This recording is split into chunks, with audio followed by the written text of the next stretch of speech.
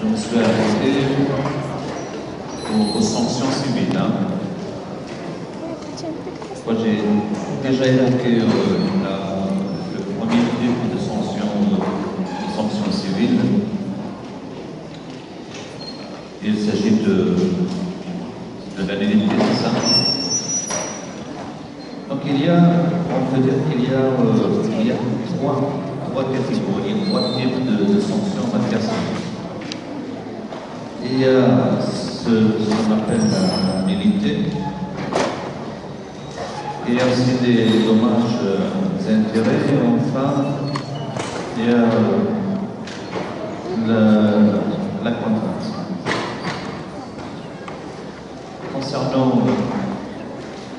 Concernant l'annualité, j'ai défini au cours de la dernière séance ce qu'on entend par l'annualité. J'ai dit que l'annualité, c'est une sanction en matière civile, bien sûr, et qui signifie, l'annualité, c'est une sanction qui consiste à priver de tout fait un acte juridique jugé illégal.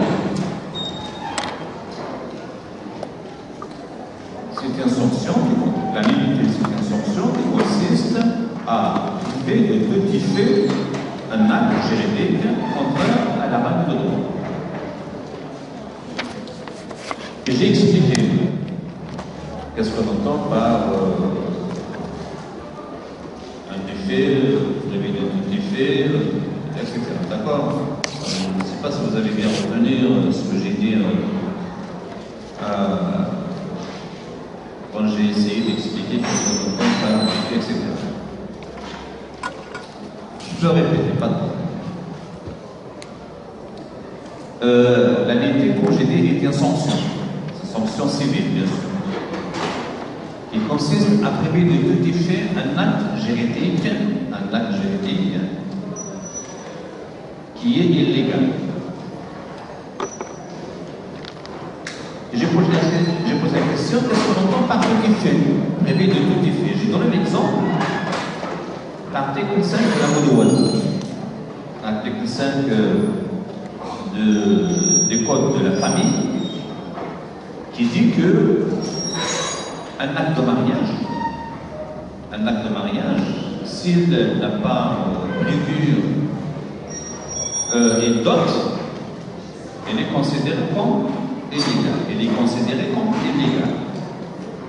Un acte de mariage qui n'a pas prévu une dot est considéré comme contraire à la loi. Pourquoi contraire à la loi? Parce que l'article 5 exige, bien sûr, l'article 5 du Code de la famille, exige pour que l'acte de mariage soit valable, soit légal, il faut qu'il prévoie une dot. Supposons que cet acte de mariage n'a pas prévu une dot. Elle est illégale. On dit que c'est un acte, il est illégal. Il est illégal parce qu'il est contraire à la loi. Pourquoi il est contraire à la loi? Parce qu'il n'a pas prévu une dot. Donc cet acte-là de mariage ne peut produire aucun effet. Il ne peut produire aucun effet. Qu'est-ce qu'on entend par cela, par cette expression? Cet acte de mariage ne peut produire aucun effet. Il ne peut produire aucun effet parce qu'il est illégal. Il ne peut produire aucun effet, c'est-à-dire il ne peut produire aucun droit. Il ne peut produire aucune obligation. Et j'ai dit au cours de la dernière séance, j'ai dit, on explique cela, on explique cet article-là. Par exemple, la femme demande à son mari d'être prise en charge. Elle n'a pas le droit. Normalement, c'est un droit. C'est un droit. Le mari prend en charge sa femme. C'est un droit. Mais si parce que l'acte de mariage il est illégal, parce que l'acte de mariage il est illégal, dans ce cas-là, la femme n'a pas le droit de demander à son mari qu'il la prenne en charge. Pourquoi? Parce que cet acte-là de mariage ne peut produire aucun effet. C'est-à-dire ne peut produire aucun droit. Donc la femme n'a pas le droit. Parce que cet acte-là n'a pas, cet acte-là qui est illégal ne peut produire aucun droit et aucune obligation. Donc la femme n'a pas le droit de demander à son mari d'être prise en charge par son mari, bien sûr, et le mari n'est pas obligé.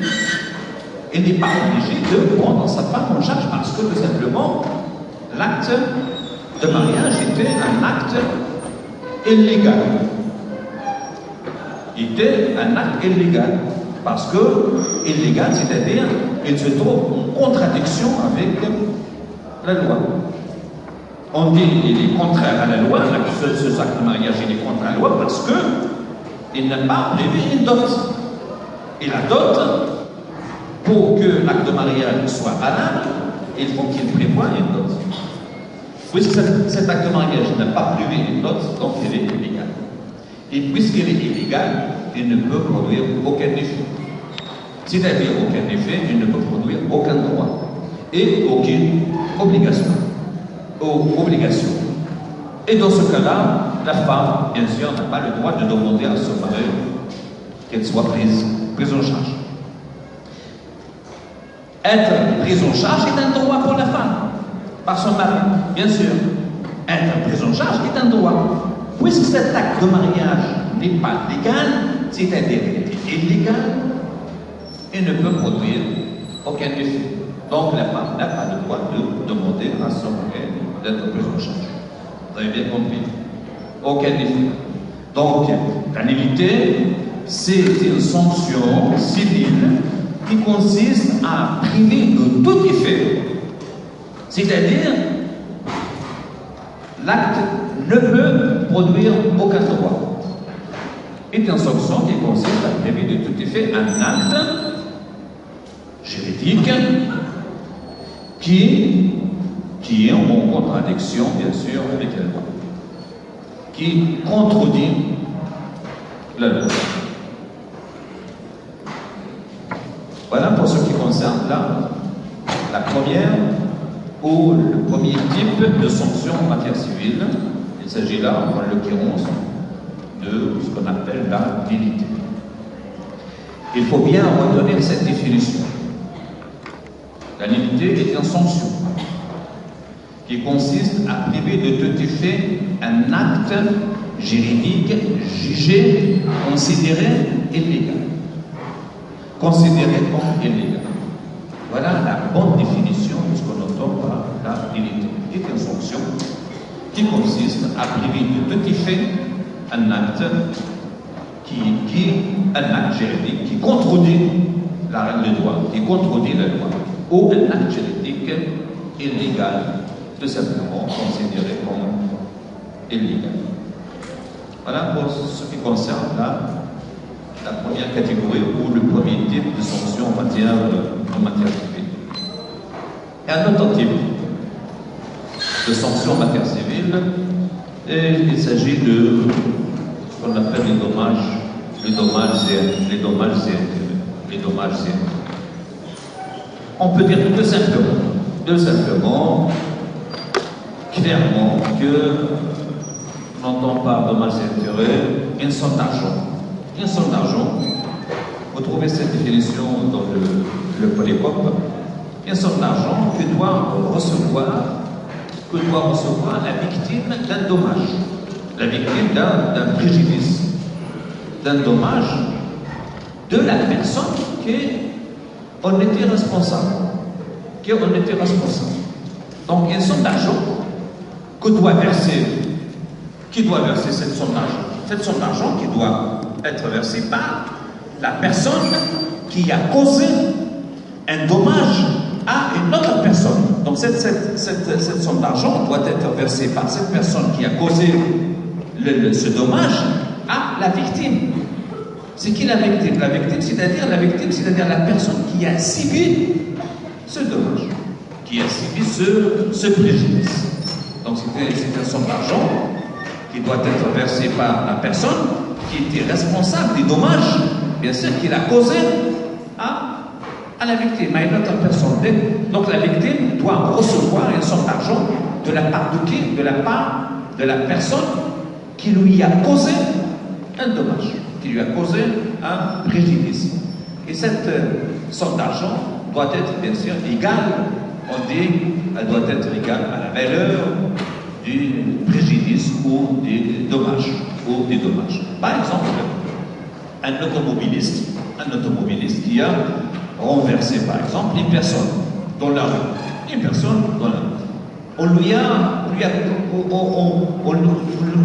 a causé des blessures. Un automobiliste qui a renversé une personne, on lui causant des blessures. Cette personne-là, l'automobiliste, bien sûr, doit verser une somme d'argent à cette personne qui a été renversée. Parce que le responsable des dommages, bien sûr, il lui a causé des blessures. Donc, cette personne-là, l'automobiliste, doit bien sûr verser une somme d'argent à cette personne qui a subi ce dommage. Ce dommage-là et les blessures. Voilà ce qu'on entend par les dommages intérêts. Et un dernier type. Tout simplement, vous retenez cela. Les dommages et intérêts, c'est une somme d'argent que doit recevoir, bien sûr, la victime. Que doit recevoir la victime d'un dommage de la personne qui en était responsable. Vous trouvez cette définition, elle est très très claire dans le polycode. Un dernier type de sanctions en matière civile, il s'agit de la contrainte. La contrainte, on dit en arabe al-ikra. La contrainte, c'est, bien sûr, c'est une sanction civile. Elle peut être exercée directement sur la personne elle-même, ou elle peut être exercée sur les biens de la personne. Et dans ce cas-là, on dit que la contrainte est indirecte. Elle est indirecte lorsqu'elle est exercée sur les biens de la personne. Elle est directe lorsqu'elle est exercée sur la personne elle-même. Par exemple, un exemple de la contrainte directe, c'est-à-dire la contrainte directe, c'est-à-dire la sanction qui est exercée sur la personne elle-même. Par exemple, un locataire défaillant. C'est quoi un locataire défaillant? Un locataire qui ne paye pas son loyer. On dit que c'est un locataire défaillant.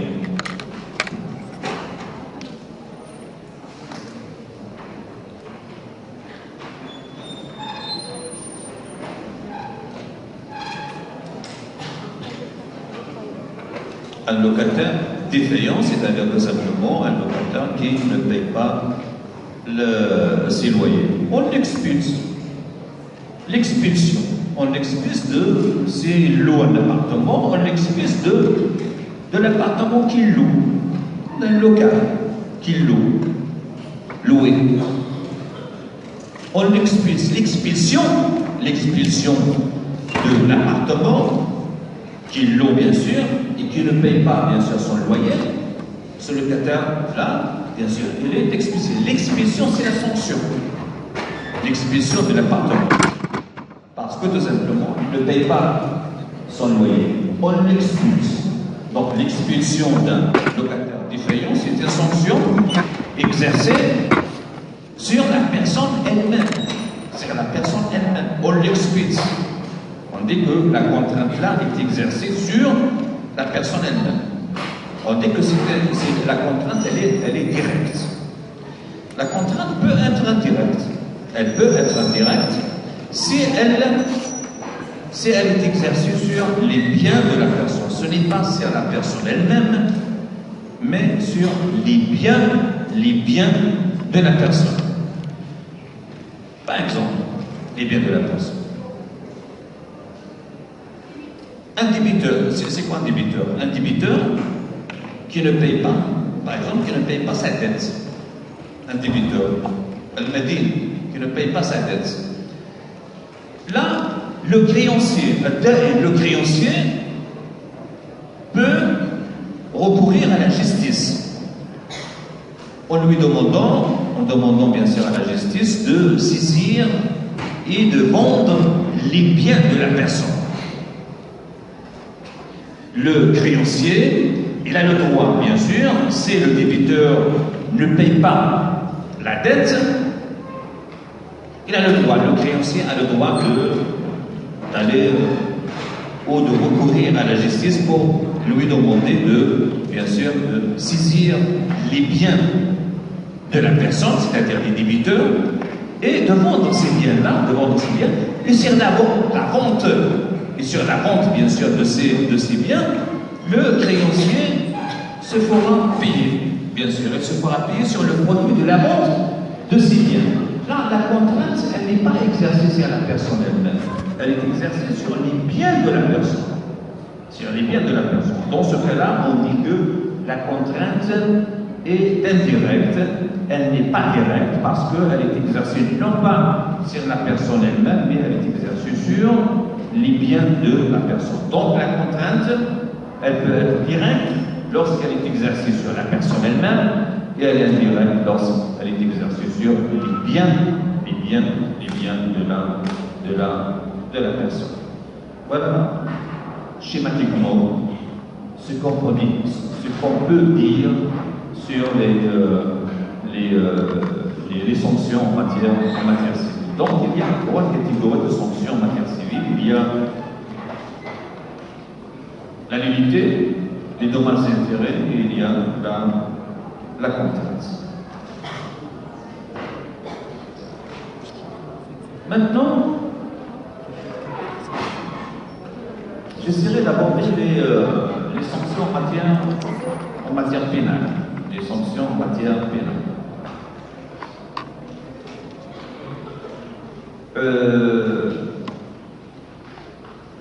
Bien sûr, les sanctions, quand on dit les sanctions pénales, ou matière pénale, sont des sanctions qui sont prévues par le droit pénal, le code pénal.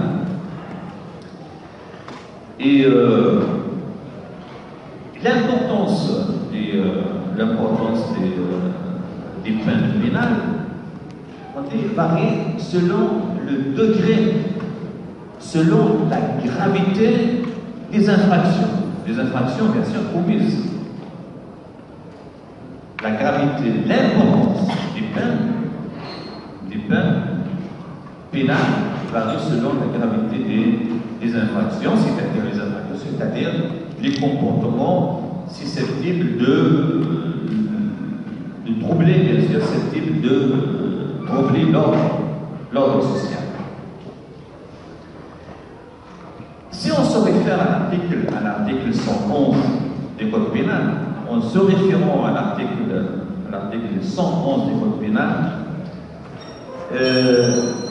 ces infractions, c'est-à-dire les comportements ou les agissements susceptibles de troubler l'ordre social, ces infractions se divisent en quatre catégories, si vous voulez, Il y a ce qu'on appelle les crimes, il y a ce qu'on appelle les délais correctionnels, les délits de police, et enfin, une dernière catégorie est relative à ce qu'on appelle les contraventions. Les contraventions. Concernant d'abord les crimes. Les crimes sont les infractions les plus graves. Elles sont sanctionnées par les peines suivantes. Les crimes sont sanctionnés par les peines suivantes. Il y a la peine de mort, il y a la réclusion perpétuelle ou la réclusion temporaire. Il y a aussi la résidence forcée et une dernière infraction, on l'appelle la dégradation civique.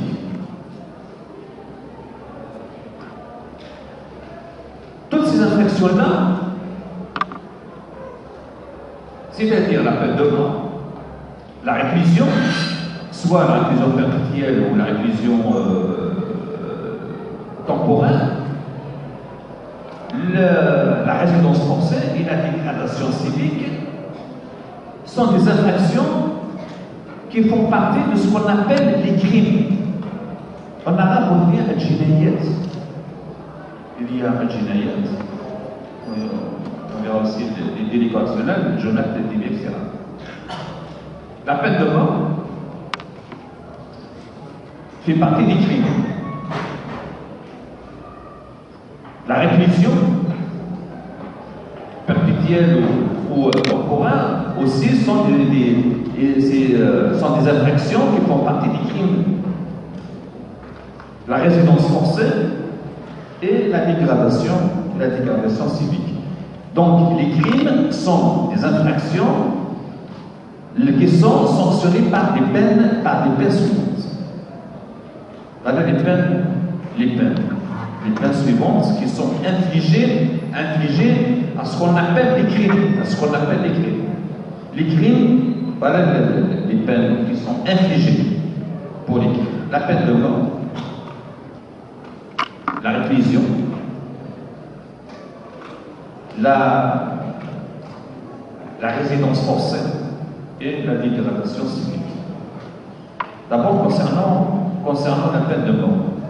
Bien sûr, la peine de mort constitue le châtiment le plus sévère et le plus élevé dans l'échelle de gravité des peines. Je parle ici bien sûr du code pénal marocain. La peine de mort au Maroc, elle s'exécute par fusillade. C'est quoi fusillade? Par fusillade. Elle s'exécute par fusillade. La peine de mort s'exécute par fusillade. C'est quoi par fusillade? On tire une balle dans la tête de l'inculpé et du condamné. Voilà, par fusillade. Moi, je ne sais pas dire les choses. Par fusillade. On tire une balle dans la tête de l'inculpé ou du condamné. Donc, elle s'exécute par fusillade. Après, bien sûr, au refus de la grâce royale. Qui exerce le droit de grâce, c'est le roi. Le grâce. C'est-à-dire, bien sûr, la peine de mort s'exécute après refus, bien sûr, de la grâce. Si la personne inculpée est graciée par le roi, dans ce cas-là, bien sûr, on ne peut pas appliquer la peine de mort à l'encontre de cette personne qui est inculpée ou condamnée. Donc, la peine de mort s'exécute par fusillade, après, bien sûr, refus de la grâce. Quand il s'agit d'une femme enceinte, l'exécution n'a lieu qu'après délivrance. Si une femme enceinte est condamnée, bien sûr, condamnée à mort, cette peine de mort ne peut être appliquée, bien sûr, à l'encontre de la femme enceinte qu'après délivrance, c'est-à-dire après l'accouchement de 40 jours. Après, bien sûr, on exécute la peine de mort à l'encontre de cette femme. Donc, la femme enceinte, l'exécution, bien sûr, ne peut avoir lieu qu'après délivrance, c'est-à-dire après l'accouchement de 40 jours.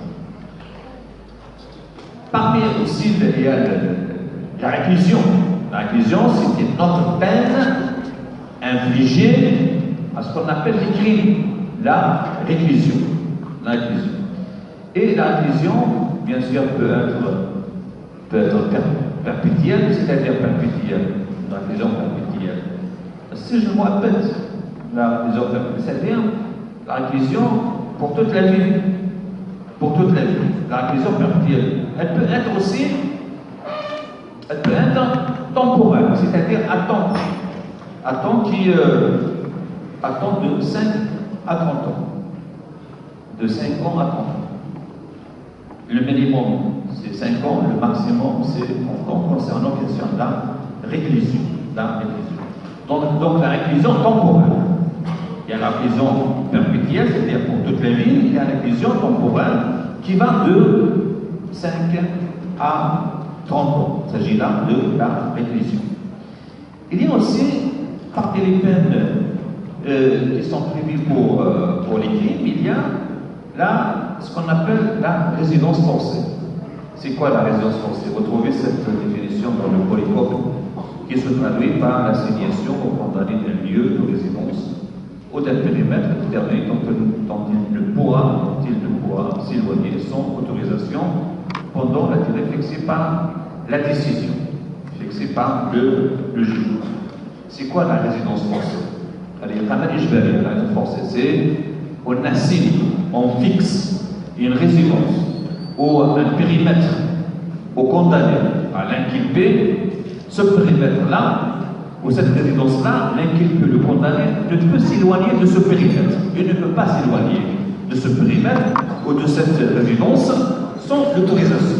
Sans l'autorisation. Il ne peut pas s'éloigner de ce périmètre-là qui lui a été assigné, bien sûr, par la décision de jugement, par le jugement. Il ne peut pas s'éloigner de ce périmètre ou de cette résidence sans autorisation. Pendant, bien sûr, la durée fixée par la décision, c'est-à-dire par le jugement. La résidence forcée. La résidence forcée, on assigne, on fixe, on précise au condamné ou à l'inculpé d'un périmètre. C'est quoi un périmètre? Un endroit. Il ne peut pas s'éloigner de cet endroit sans autorisation. Sans autorisation, pendant bien sûr la durée fixée par le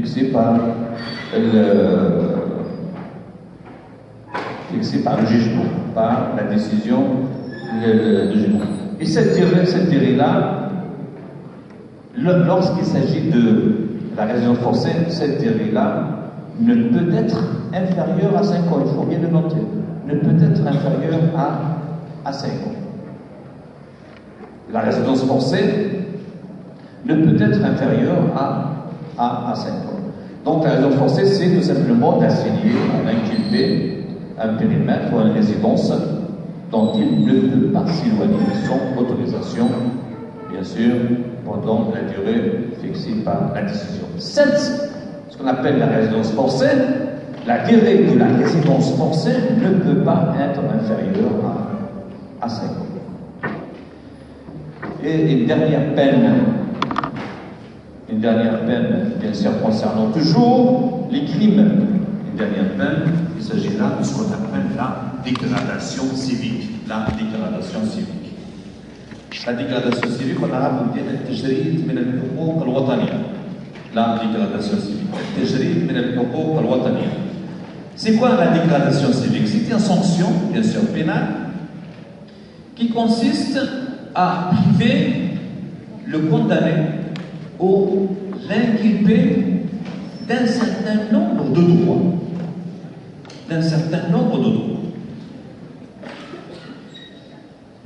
Donc, il faut bien retenir cela.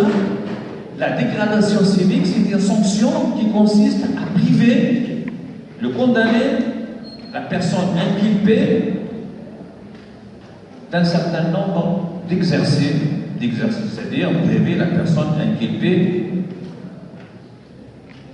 d'exercer un certain nombre de droits. Quels sont ces droits-là? Par exemple, la personne inculpée ne peut pas élire, ne peut pas, par exemple, participer aux élections, il ne peut pas élire, il ne peut pas être éligible. C'est quoi être éligible? Il ne peut pas être éligible. C'est-à-dire, cette personne-là, inculpée par cette peine et sanctionnée par cette peine qu'on appelle la dégradation civique, cette personne-là ne doit pas être éligible. être éligible, c'est-à-dire tout simplement, il n'a pas le droit de se présenter aux élections. Il n'a pas le droit de se présenter comme candidat, comme candidat aux différentes élections, soit locales ou nationales. Il n'a pas le droit de se présenter comme candidat. Qu'est-ce qu'il y a, mademoiselle? Hein? Qu'est-ce qu'il y a? Pourquoi vous riez?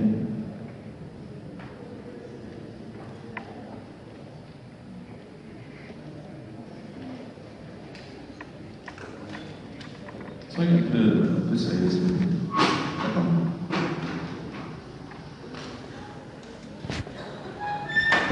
Il peut être aussi l'inculpé ou le condamné, il peut être privé aussi d'exercer, d'être, par exemple, directeur d'une école. Il ne peut pas être directeur d'une école si la personne est sanctionnée par cette peine qu'on appelle la dégradation civique. Il ne peut pas être, par exemple, dicteur.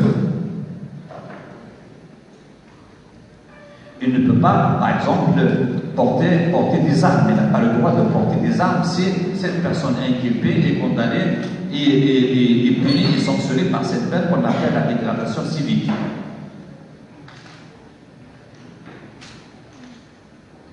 Il ne peut pas être, par exemple, décoré. Voilà un certain nombre de droits dont l'inculpé est privé.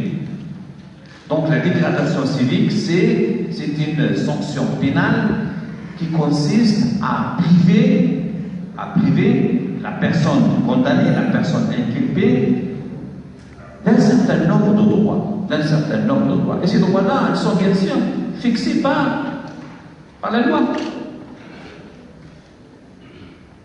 Il ne peut élire, il ne peut être éligible, il ne peut être directeur d'une école, il ne peut être enseignant,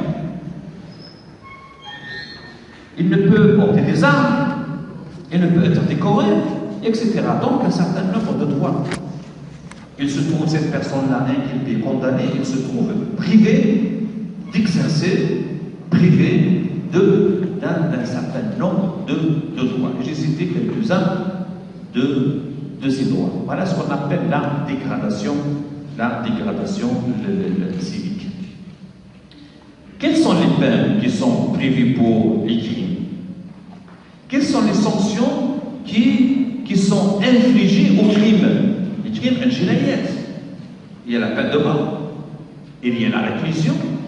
La réclusion peut être perpétuelle, elle peut être temporaire, de 5 à 30 ans. La résidence forcée.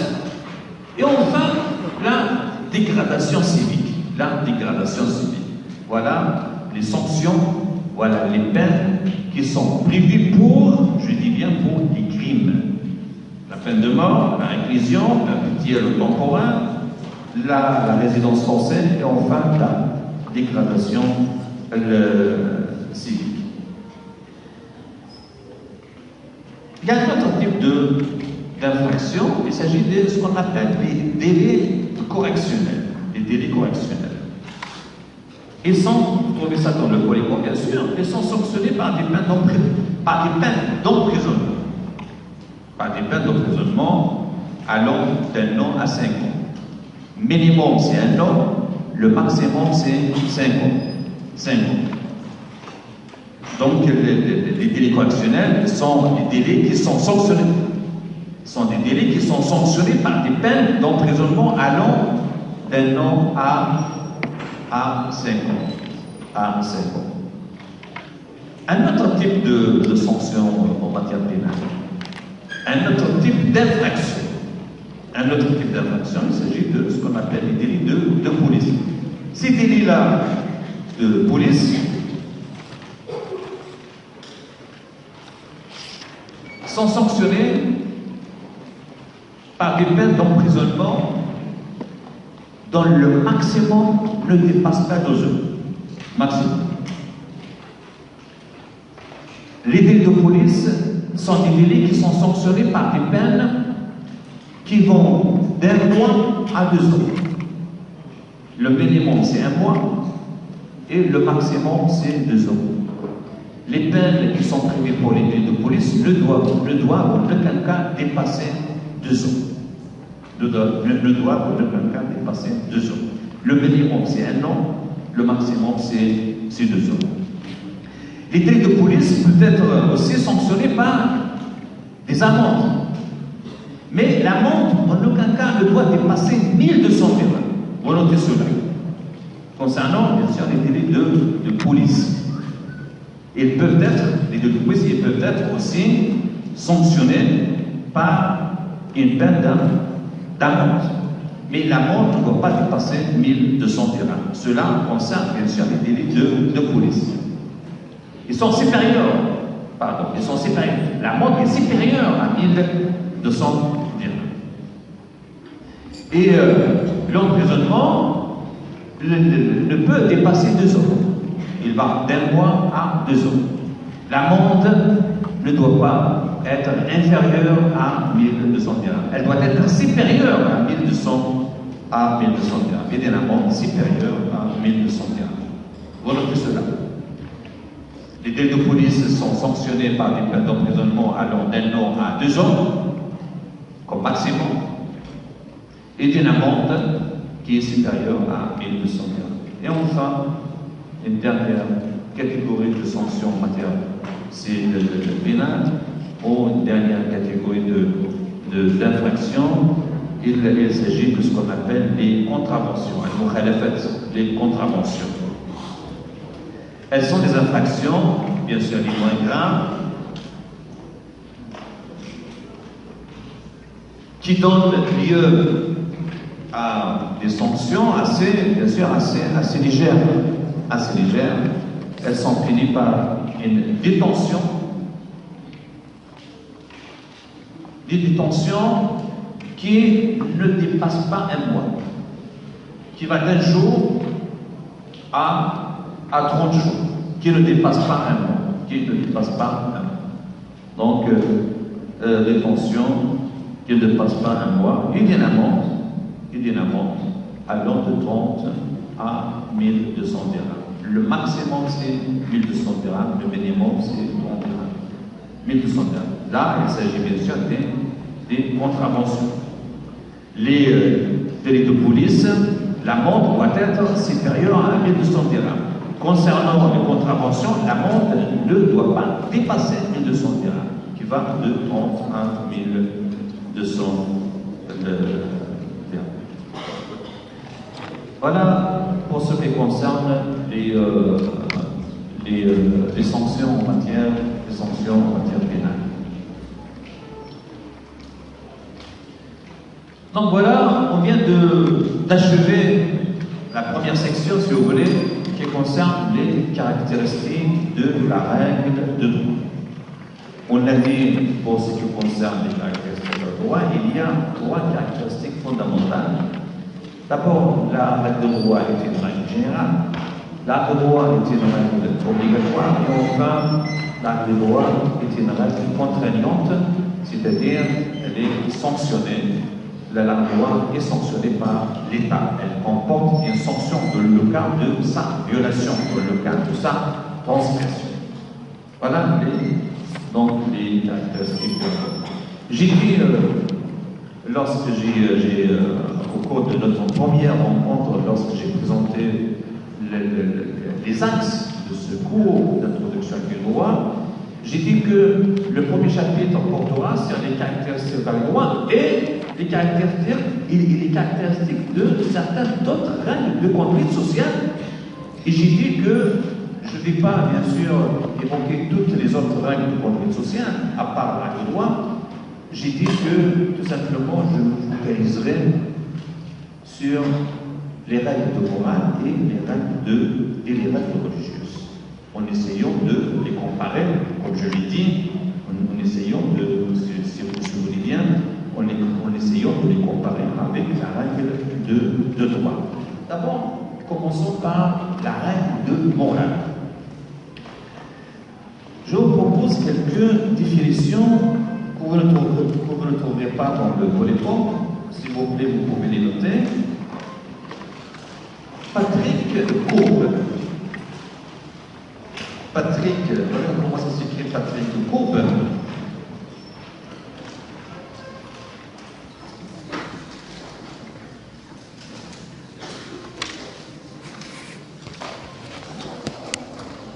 Voilà comment il définit Patrick Courbe, ce juriste français, comment il définit les règles de morale. Bon, il dit, vous mettez entre guillemets, les règles de morale. Les règles de morale sont des normes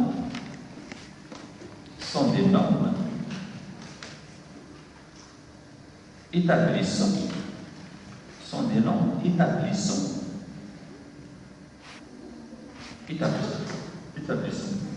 le verbe établir, établissant. Les règles de morale sont des normes établissant une opposition entre le bien et le mal. Établissant une opposition entre le bien et le mal. Entre le bien et le mal. Les règles de morale sont des normes établissant une opposition entre le bien et le mal. Cette définition, je l'ai tirée de son manuel qui s'intitule Introduction générale au droit. Introduction générale au droit. Je vous propose une autre définition. Celle-là émane du professeur Mohamed Ben Yahya. Mohamed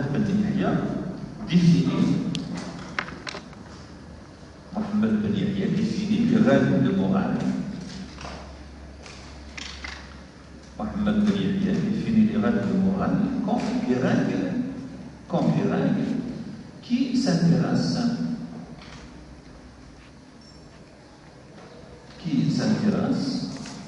au devoir de l'homme,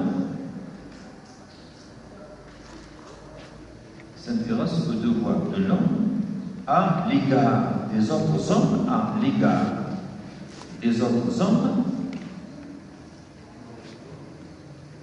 et à l'égard de lui-même. Point. Elles, c'est-à-dire les règles, elles tendent à la perfection de la personne.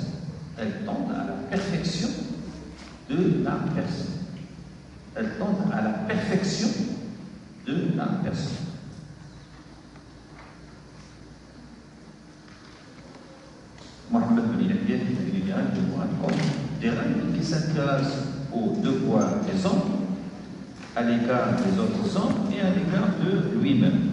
Elles tendent à la perfection de la personne. Cette définition, je l'ai tirée de son ouvrage qui s'intitule Introduction générale au droit, page 25. Je vous propose une dernière définition.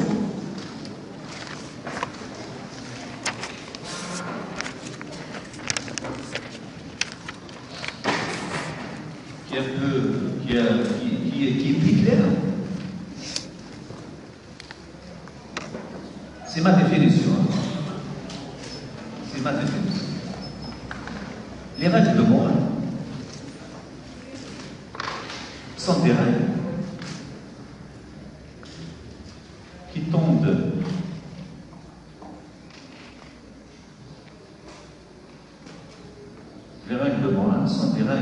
qui tendent à la perfection individuelle. La perfection individuelle de la personne.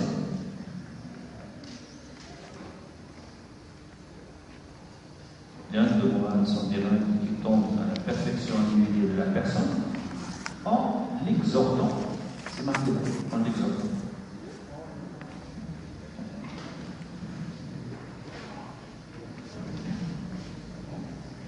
l'exhortant, c'est marqué sur le tableau.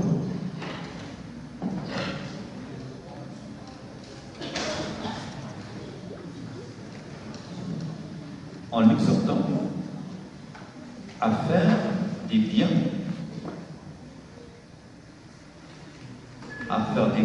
et à s'éloigner du mal.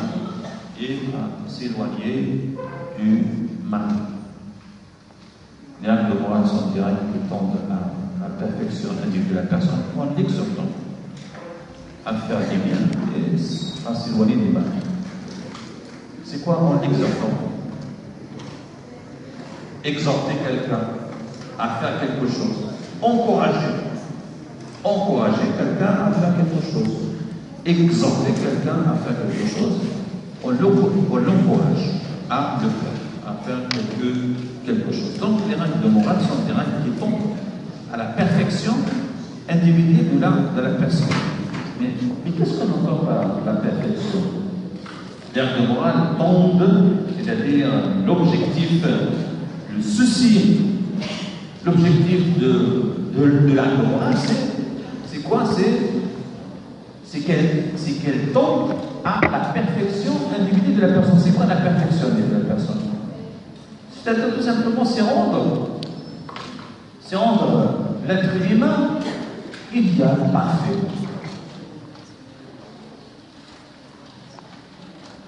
Existait un être humain parfait, idéal, dans son monde? Ah bon? C'est quoi? Vous croyez qu'il existe un homme parfait? Bien sûr non. Bien sûr que non. Mais l'acte de morale, c'est ça. Son objectif de rendre l'homme parfait, idéal. Et c'est quoi un homme parfait, idéal?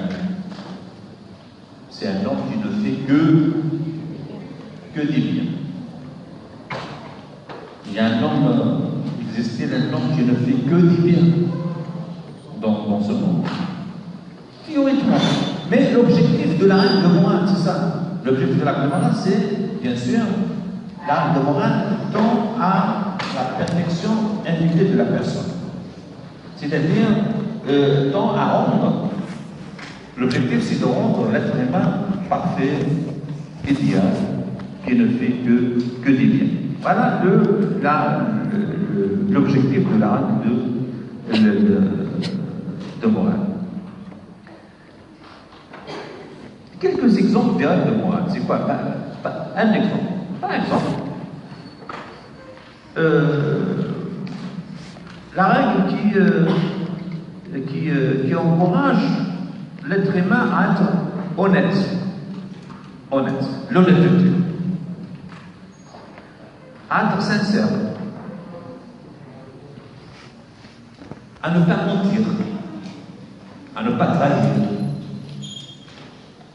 Par exemple, quelqu'un qui donne une parole, qui donne sa parole, il doit la respecter. Voilà quelques exemples de ce qu'on appelle les règles de morale.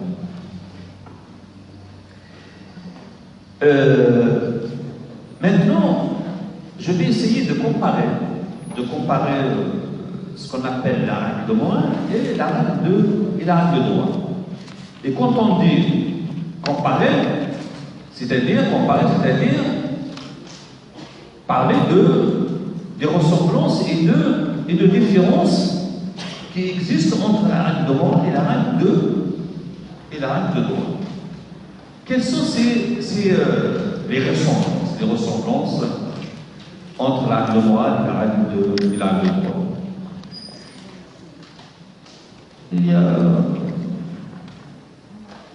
Je vais me focaliser sur deux ressemblances. J'ai déjà posé une question pour d'un contrôle qui est portée sur quelles sont les différences entre les règles de morale et les règles de droit. Voilà la réponse, simplement. D'abord, on commence par les ressemblances entre la règle de morale et la règle de droit. Je vais schématiser, je vais résumer. On a déjà vu que parmi les caractéristiques de l'acte de droit, c'est qu'elle est une règle générale. L'acte de droit, elle est générale. Parce qu'elle n'est pas destinée à des personnes déterminées individuellement ou nommément. L'acte de morale, elle aussi, elle est générale. Donc voilà une ressemblance. Une ressemblance fondamentale entre une règle de droit et une règle de morale. Les deux sont générales. La règle de morale, elle est générale, et la règle de droit, elle est générale. Parce que tout simplement, toutes les deux ne s'adressent pas à des personnes déterminées individuellement, déterminées nommément. Donc, la généralité. Donc, c'est la première ressemblance, c'est que les deux règles, c'est-à-dire la règle de morale et la règle de droit, elles sont générales, toutes les deux, parce qu'elles ne sont pas destinées à des personnes qui sont déterminées individuellement ou nommément. On peut ajouter une autre. Ce n'est pas une ressemblance, mais on dit que on peut ajouter cette idée-là selon laquelle de nombreuses règles de morale se sont transformées en règles de droit. Il y a plusieurs règles de morale se sont transformées en règles de droit. Par exemple, je vous donne un exemple d'une règle de morale qui s'est transformée en règle de droit. Par exemple, la règle, elle était une règle de morale, c'est la règle qui exempte les gens de porter secours à une personne en danger. Porter secours à une personne en danger était à l'origine une règle de morale. Cette règle-là s'est transformée et devenue une règle de droit. Une règle de droit lorsque le législateur, bien sûr, inflige une sanction à l'encontre des personnes qui ne portent pas secours à une personne en danger. Auparavant, elle était une règle de morale. Si on ne porte pas secours à une personne en danger, on n'est pas sanctionné. Maintenant, on est sanctionné parce qu'elle est devenue une règle de droit. Si on ne porte pas secours à une personne en danger, on est sanctionné. Avant, non. Elle n'était pas une règle de droit, elle était une règle de morale. Si on ne porte pas secours à une personne en danger, on n'est pas sanctionné. Mais maintenant, on est sanctionné parce que tout simplement, cette règle de morale est devenue une règle de droit. Voilà pour ce qui concerne les ressemblances. Maintenant, ce qui concerne les dissemblances ou les différences entre une règle de droit et une règle de morale. Il y a plusieurs différences. Je vais tout simplement aborder quelques-unes qui me paraissent les plus importantes. D'abord, il y a une différence au niveau de leur finalité, au niveau de leur objectif. Si la règle de morale, on l'a dit, son objectif c'est quoi? C'est de rendre l'homme idéal. C'est la règle de morale, elle tend à la perfection individuelle de la personne, la perfection. L'acte de droit, ce n'est pas son objectif de tendre à la perfection individuelle de la personne. Son objectif, c'est d'assurer la paix sociale, c'est d'assurer l'ordre social. Voilà l'objectif de l'acte de droit. L'acte de droit, son objectif, c'est d'assurer l'ordre social au sein, bien sûr, de la société. La règle de morale, ce n'est pas son objectif. L'objectif, c'est qu'elle tend à la perfection individuelle de la personne. La règle de morale tend à la perfection individuelle, alors que la règle de droit, son objectif, son souci, c'est d'instaurer, c'est d'assurer, c'est de préserver la paix au sein de la société, l'ordre social, bien sûr, au sein de la société. Une deuxième différence entre une règle de morale et une règle de droit, c'est que, on l'a vu, concernant la règle de droit, c'est une règle obligatoire. C'est-à-dire une règle qui s'impose. On doit la respecter. La règle de droit doit être respectée. Elle s'impose, elle doit être appliquée. La règle de morale, elle ne s'impose pas. Si on veut l'appliquer, si on veut la respecter, on la respecte, c'est tant mieux. Si on ne veut pas la respecter, il n'y a pas le risque d'être sanctionné. Donc, en d'autres termes, la règle de morale est une règle qui n'est pas obligatoire. Son respect dépend des bons vouloirs de la personne.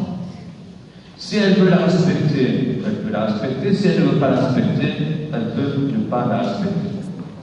Donc, elle n'est pas obligatoire. Alors que la règle de droit est une règle, on l'a vu, lorsque, bien sûr, j'ai évoqué les caractéristiques de la droit, parmi les caractéristiques fondamentales de la droit, c'est qu'elle est obligatoire. Son application est obligatoire, elle s'impose. Donc, la droit, voilà une deuxième différence fondamentale, la droit est une règle obligatoire, la droit n'est pas une règle obligatoire. Et une troisième différence fondamentale, c'est que la loi est une règle, si on ne la respecte pas, on est sanctionné. Elle comporte une sanction. La loi est sanctionnée par l'État. Si on ne la respecte pas, on est sanctionné. Donc la sanction. L'acte moral, elle n'est pas sanctionnée. Son non-respect, l'inobservation de l'acte moral n'est pas sanctionnée par l'État. Donc, voilà la première différence fondamentale, c'est que l'acte moral tend à la perfection individuelle. L'acte de droit, son objectif, c'est d'assurer l'ordre social. Et deuxième la différence fondamentale, c'est que l'acte de droit est une règle obligatoire, alors que la règle de morale n'est pas obligatoire. Et une troisième différence fondamentale, c'est que le non-respect de la règle de morale n'est pas sanctionné, alors que l'inobservation de la règle de droit est sanctionnée, bien sûr, par l'État. Une dernière différence importante, fondamentale, c'est que la règle de morale pose de grands principes. Elle ne contient pas des dispositions claires, précises. Elle pose de grands principes. Ne pas mentir, c'est un grand principe.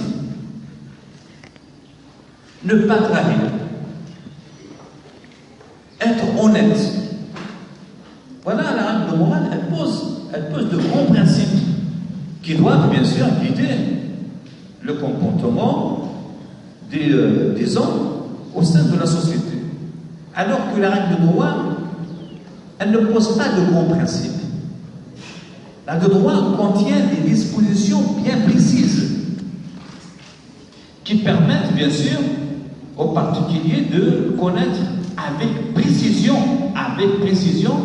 quelles sont les situations visées par ces règles de droit. Elles contiennent des dispositions claires et précises qui permettent aux particuliers de connaître avec précision les situations visées par ces règles. Voilà pour ce qui concerne, je schématise toujours bien sûr, ce qui concerne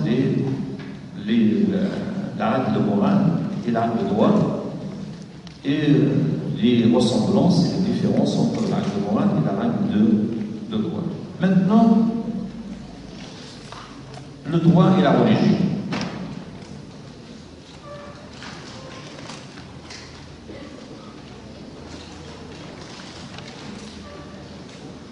Là, il faut bien écouter parce que c'est un peu, c'est pas compliqué, mais c'est un peu, il faut écouter, il faut être attentif. D'abord, je dois le préciser, là, je parle de la religion musulmane. Je parle de l'islam. Je ne parle pas d'autres religions. Les règles religieuses bien sûr, sont des commandements imposés par la religion, par Dieu. Et au sein de la religion, on doit distinguer entre ce qu'on appelle les règles cultuelles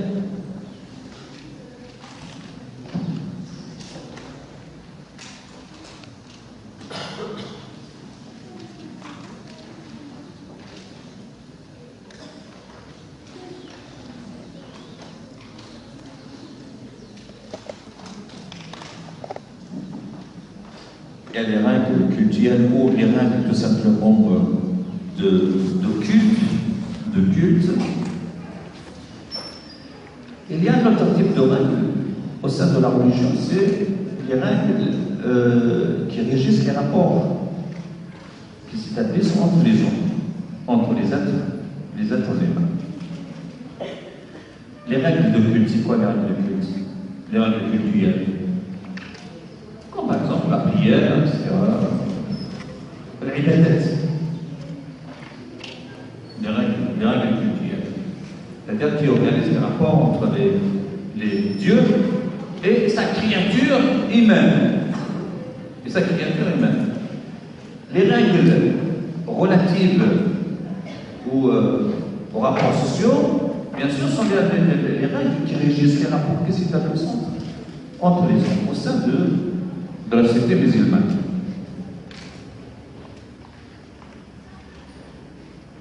C'est ce deuxième type, bien sûr, de règles que je vais essayer de comparer avec ce qu'on appelle les règles de droit. Là, il faut bien écouter. Concernant cette question-là, la question des rapports entre le droit et la religion, bien sûr, se pose différemment d'un système juridique à l'autre. Qu'est-ce qu'on entend par d'un système juridique à l'autre? Il y a des systèmes juridiques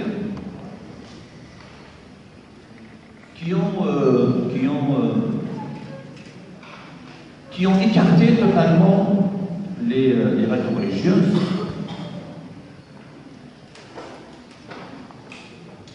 Et ces systèmes juridiques, on peut les qualifier de systèmes juridiques laïques.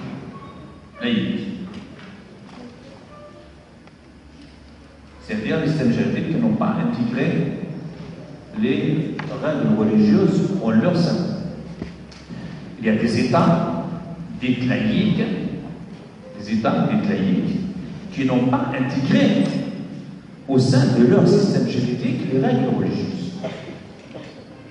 Écoutez, il y a des États dits laïques qui n'ont pas intégré les règles religieuses au sein de leur système juridique.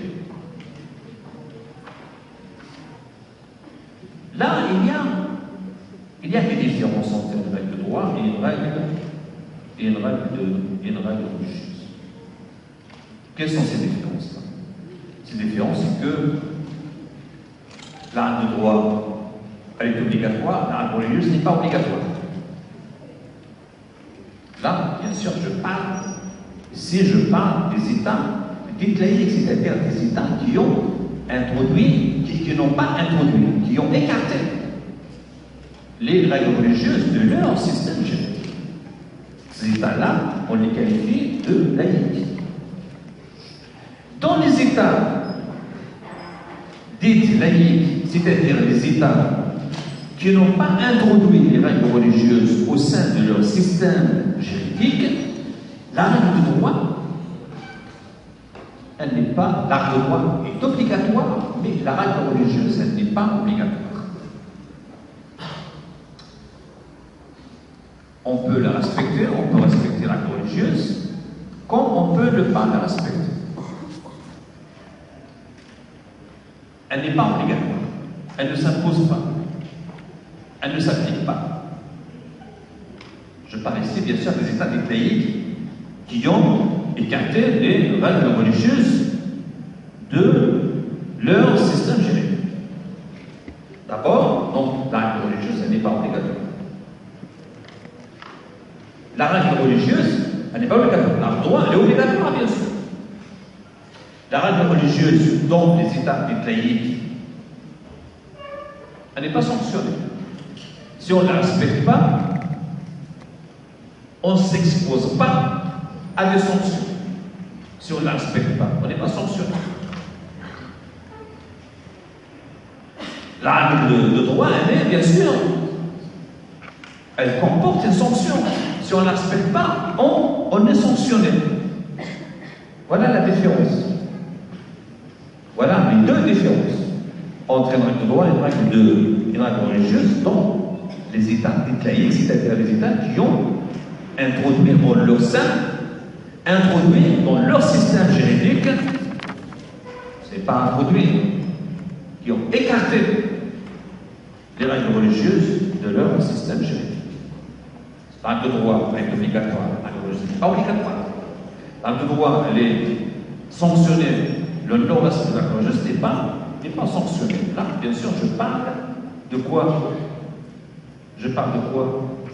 Je parle des États dits laïques, c'est-à-dire des États qui n'ont pas introduit au sein de leur système juridique les règles religieuses. Il y a d'autres États qui ont introduit au sein de leur système juridique des règles religieuses.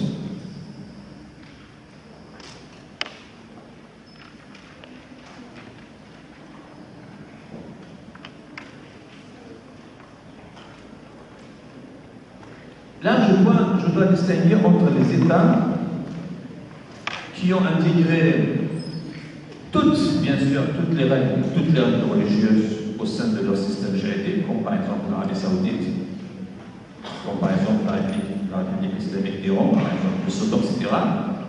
Ces États-là, qu'on peut qualifier de théocratiques, si vous voulez, de théocratiques, c'est-à-dire les États qui ont intégré les règles religieuses au sein de leur système juridique. Là, bien sûr, la règle juridique, ou la règle de droit, elle est obligatoire, et la règle religieuse aussi, elle est obligatoire. Pourquoi elle est obligatoire? Parce que la règle religieuse fait partie des dispositifs juridiques de cet État qui a intégré au sein de son système juridique toutes les règles religieuses.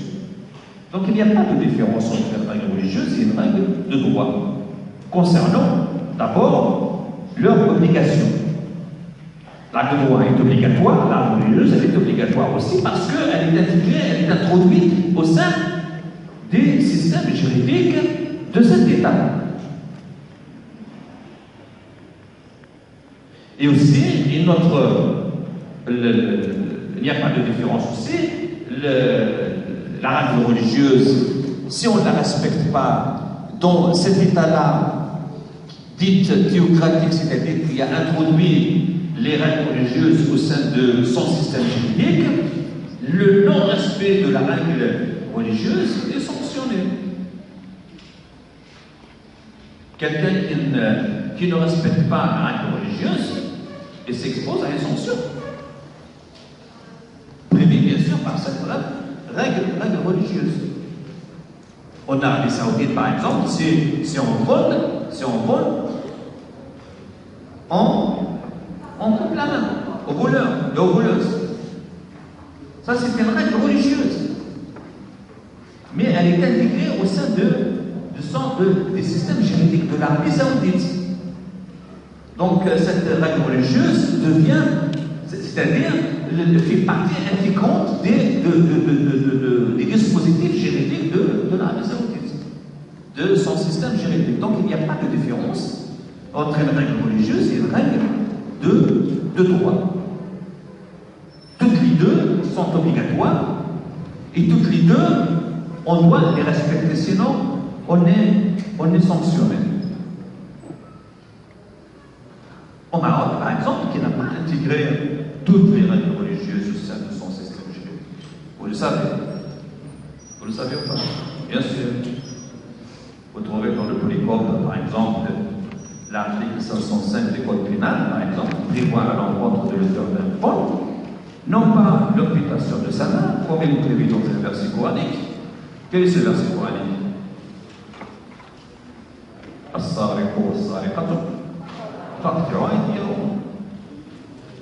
Aux voleurs et aux voleuses, il faut couper leurs mains, amputer leurs mains. Il y a un verset coranique, bien sûr. Mais le Maroc, il n'a pas intégré toutes les règles religieuses au sein de son système juridique. Là, au lieu de couper la main à un voleur, là, en 505, il a prévu une autre peine, une autre sanction. Quelle est cette sanction-là? La sanction est une peine d'emprisonnement allant d'un an à 5 ans. Donc, il n'a pas intégré toutes les règles religieuses au sein de son système juridique.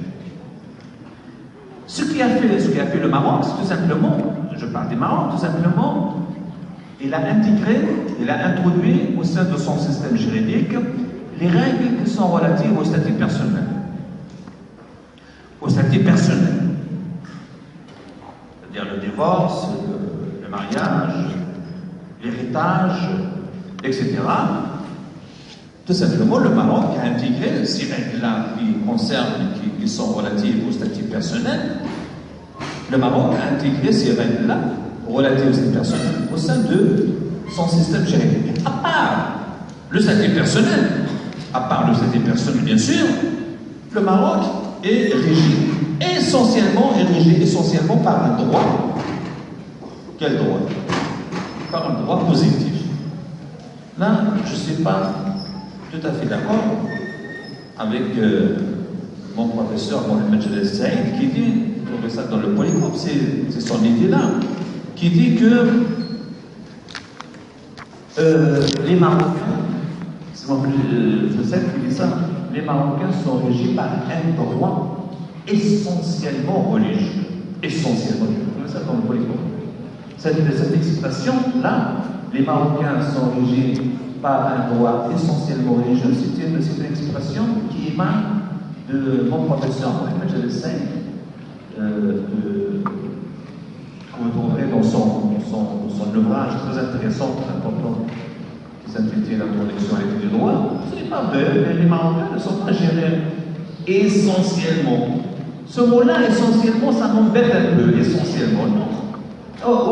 Si on écarte, si on accepte les règles relatives au statut personnel, les autres règles sont des règles positives, sont des règles de création humaine, sont des règles qui sont créées, qui sont votées par notre Parlement. On ne trouve pas ces règles-là, on ne trouve pas leur fondement dans les textes fondateurs de l'islam, le Coran et la Sunna. Donc le Maroc n'est pas régi essentiellement par un droit religieux, mais ils sont gérés essentiellement par un droit positif. C'est tout à fait le contraire. C'est tout à fait le contraire. Donc dans les États, je dis bien dans les États qui ont intégré soit toutes les règles religieuses, soit quelques règles religieuses au sein de leur système juridique, on dit qu'il n'y a pas de différence, Je dis bien les États qui ont introduit les règles religieuses au sein de leur système juridique.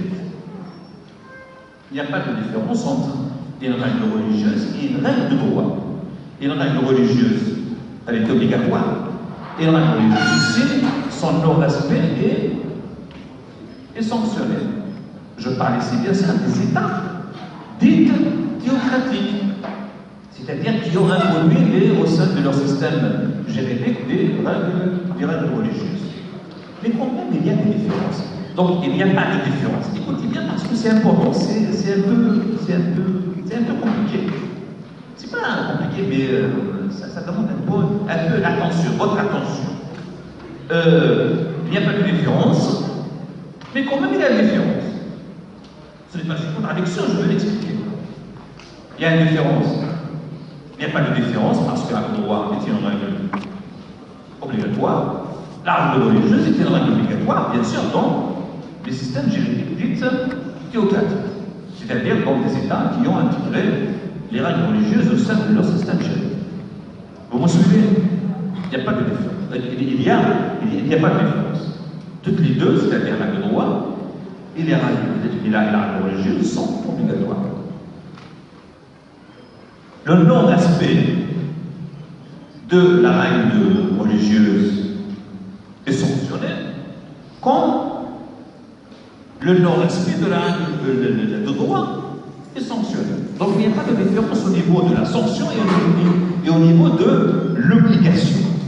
Toutes les deux, c'est-à-dire les règles religieuses, la règle de droit, elles sont obligatoires. Toutes les deux, et leur non-respect est sanctionné. Il n'y a pas de différence. Mais quand même, il y a une différence entre la règle religieuse et la règle de droit, même dans les États qui ont introduit les règles religieuses au sein de leur système juridique. Comme la règle religieuse, sa source, son origine. Quelle est l'origine de la règle religieuse? L'origine, sa source. Son fondement. C'est quoi? C'est qui? Quelle est la source? La source de l'obligation. La source de l'obligation de la règle religieuse. C'est Dieu. La source, l'origine de l'obligation de la règle religieuse, c'est Dieu. Alors que l'origine de l'obligation, le fondement de l'obligation de la règle de droit, c'est qui? C'est l'État. C'est l'État. C'est le législateur. C'est lui qui nous dit que cette règle-là doit s'imposer. Elle est obligatoire. Concernant la sanction, la source, l'origine de la sanction de la règle religieuse, c'est qui? C'est Dieu. C'est-à-dire que quand je parle de Dieu, quand je parle de l'islam, c'est-à-dire des textes fondateurs de l'islam, à savoir le Coran et la Sunna. La source de la sanction, comme par exemple la sanction de quelqu'un qui vole. Il y a un verset coranique. Donc la sanction là, l'origine de la sanction, ce n'est pas l'État, ce n'est pas le législateur humain, c'est Dieu, c'est le texte coranique. Ce sont les textes fondateurs de l'islam. Donc concernant l'obligation, concernant la sanction, bien sûr, la droit est obligatoire, la religion est obligatoire, mais l'origine de l'obligation et l'origine de la sanction pour ce qui concerne la règle religieuse, c'est Dieu. Pour ce qui concerne la règle de droit, ce n'est pas Dieu, c'est le législateur. C'est l'État. Il y a une autre différence, très importante. C'est que, toujours je parle, bien sûr, ici je parle des États dits théocratiques, c'est-à-dire des États qui ont introduit, qui ont intégré au sein de leur système juridique les règles religieuses. Toujours là, je parle toujours des États dits théocratiques. Hein. Il y a une différence aussi. Quelle est cette différence? C'est que, c'est marqué là, c'est que la règle de droit est une règle temporelle,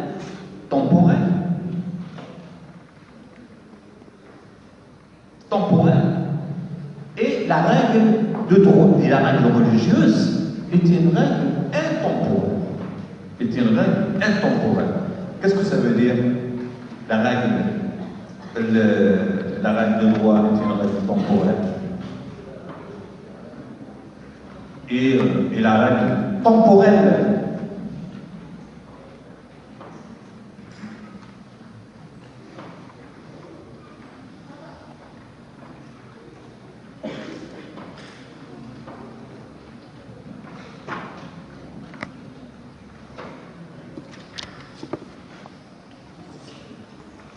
C'est quoi une règle de droit temporelle? Elle est temporelle. C'est-à-dire, elle est temporelle, c'est-à-dire, on peut la changer, on peut la modifier, on peut même l'abroger. L'abroger, c'est mettre fin à l'existence d'une règle de droit. Elle est temporelle. Je parle toujours, bien sûr, des États dits théocratiques qui ont introduit au sein de leur système juridique des règles religieuses. La règle de droit, voilà, il y a là une différence. Une différence fondamentale, importante. C'est que la règle de droit, dans ces systèmes-là, est une règle temporelle, c'est-à-dire on peut la changer, on peut la modifier, elle peut faire l'objet même d'abrogation, on peut l'abroger, on peut mettre fin à une règle de droit. Mais la règle religieuse, c'est le contraire. C'est une règle intemporelle.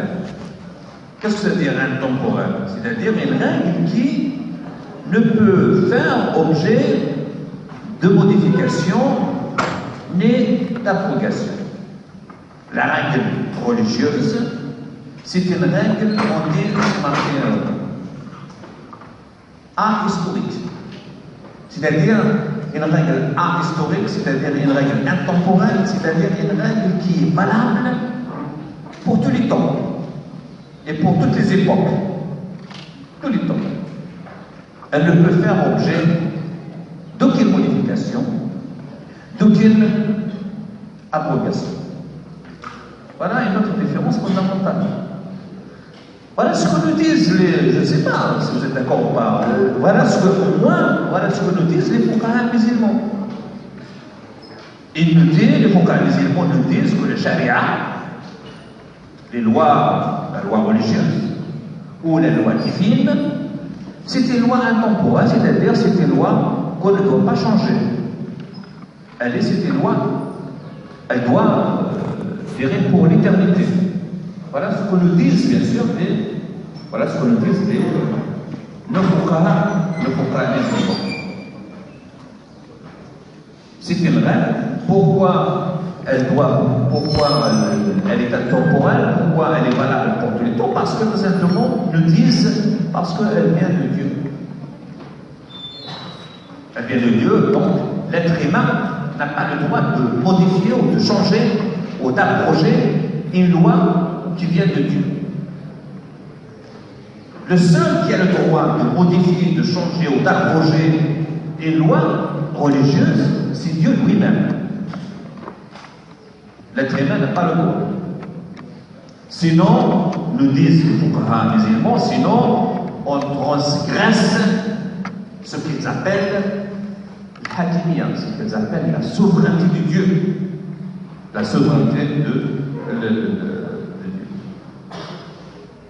Vous êtes d'accord? Vous êtes d'accord? C'est sûr. C'est sûr. Une règle de droit, une règle religieuse ne peut faire objet d'aucune modification, ne peut faire objet d'aucune abrogation. Vous êtes convaincus? Je vous pose la question.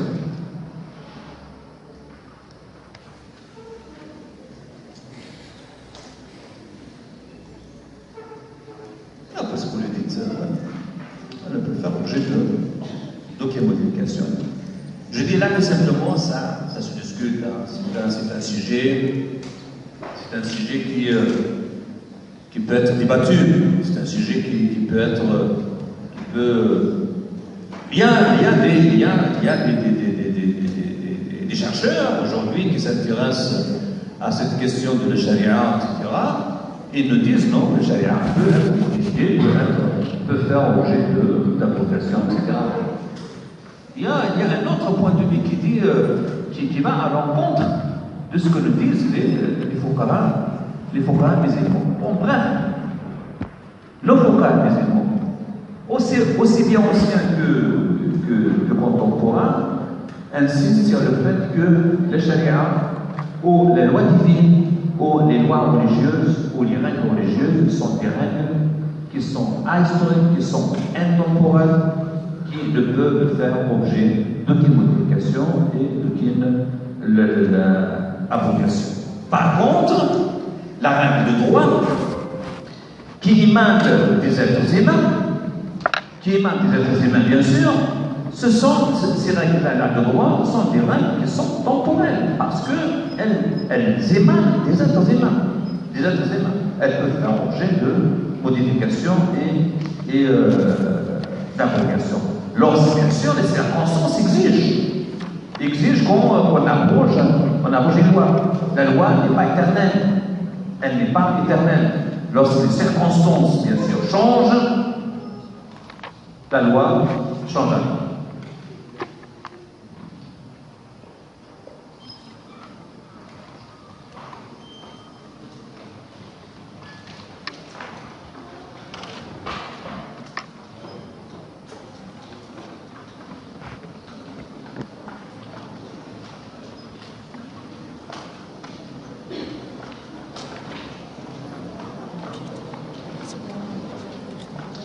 Vous trouvez aussi une autre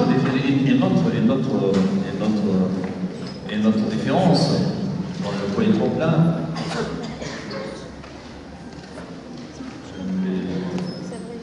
Les sanctions religieuses, voilà ça dans le polytroplat. Voilà une autre différence. Les sanctions religieuses peuvent être aussi bien des sanctions de l'au-delà.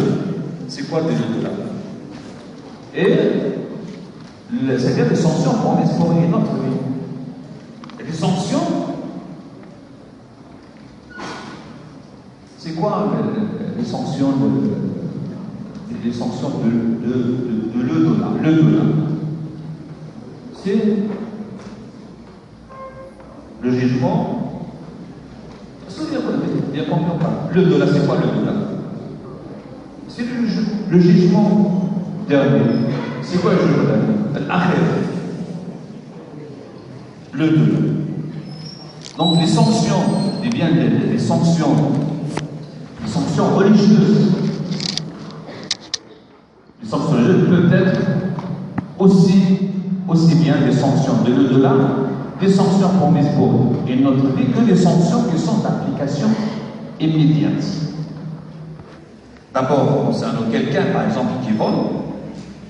Donc, bien sûr, dans les États qui intègrent, qui introduisent au sein de leur système juridique des règles religieuses, bien sûr, quelqu'un qui vole, on applique, bien sûr, la règle religieuse, qui dit que celui qui vole ou celle qui vole, il faut lui couper la main.